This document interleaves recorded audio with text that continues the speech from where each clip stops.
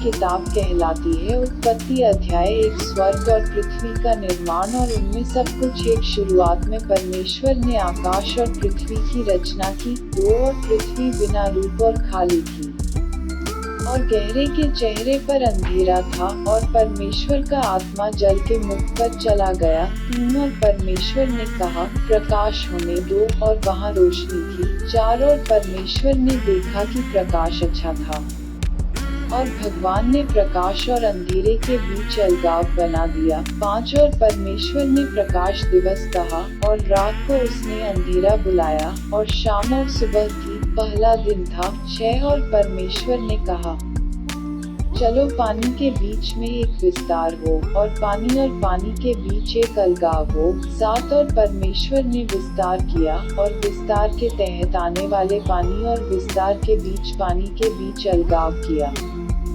और इसलिए यह था। 8 और परमेश्वर ने हेवंस विस्तार को बुलाया और शाम और सुबह दूसरे दिन थे। 9 और परमेश्वर ने कहा जल को एक स्थान पर आकाश के नीचे इकट्ठा होने दो और शुष्क भाग दिखाई देता है और इसलिए यह था। 10 और परमेश्वर ने सूखी भूमि को पृथ्वी कहा और माज नामक जल का जमाव और भगवान को देखा कि यह अच्छा था। 11 और परमेश्वर ने कहा पृथ्वी को हरी घास देना जो बीज देता है, एक फलदार वृक्ष जो अपनी तरह का फल खाता है जिसका बीज पृथ्वी पर है और इसलिए यह था।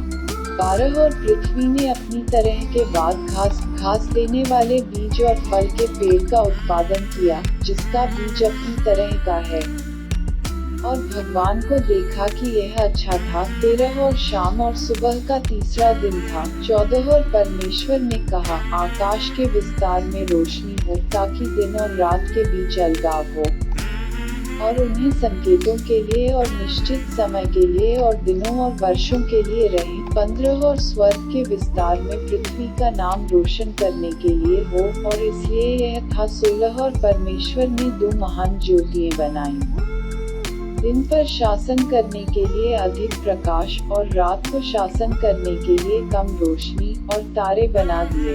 17 और परमेश्वर ने उन्हें पृथ्वी को रोशन करने के लिए स्वर्ग के विस्तार में लगा दिया।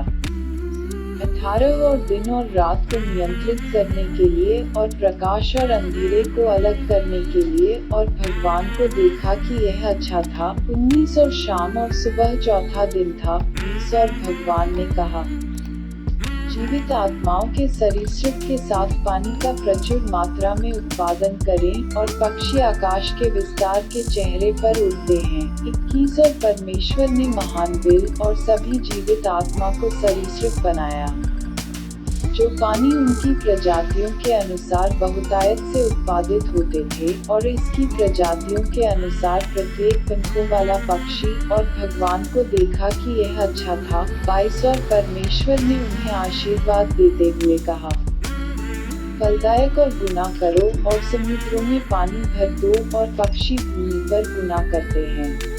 और शाम और सुबह पांचवा दिन था। जीवों का निर्माण। 24 और परमेश्वर ने कहा पृथ्वी को अपनी तरह से जीवित आत्मा बनाओ, मवेशी और सरीसृप और पृथ्वी के जानवर अपनी प्रजातियों के अनुसार। और इसलिए यह था। 25 और परमेश्वर ने अपनी तरह के बाद पृथ्वी के जानवरों और अपनी तरह के बाद मवेशियों और पृथ्वी के सभी सरीसृपों को बनाया और भगवान को देखा कि यह अच्छा था। 26 और परमेश्वर ने कहा हमें अपनी समानता के बाद अपनी छवि में मनुष्य बनाओ और समुद्र की मछलियों पर और आकाश के पक्षियों पर और मवेशियों पर और सारी भूमि पर और हर सरीसृप के ऊपर शासन करो जो भूमि पर चलता है।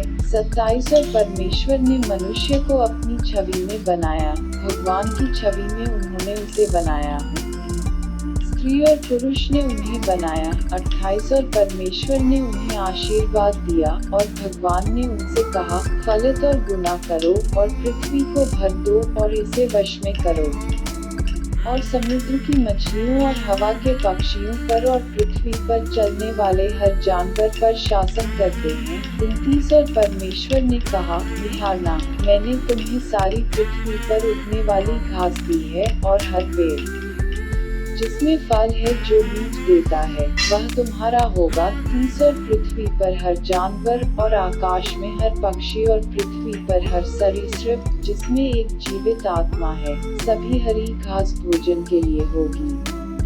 और इसलिए यह था 30 और परमेश्वर ने वह सब कुछ देखा जो उसने किया था, और निहारना यह बहुत अच्छा था। और शाम और सुबह छठे दिन थे। अध्याय 2:1 इसलिए आकाश, पृथ्वी और उनकी सारी सेना खत्म हो गई। 2 और जब परमेश्वर ने 7वें दिन जो काम किया था उसे पूरा कर लिया, तो उसने अपने सभी काम से 7वें दिन आराम किया जो उसने किया था। उत्पत्ति 2:3 और भगवान ने 7वें दिन आशीर्वाद दिया और इसे पवित्र किया, क्योंकि उसने अपने परमेश्वर के बनाए सभी कार्यों से विश्राम किया और किया।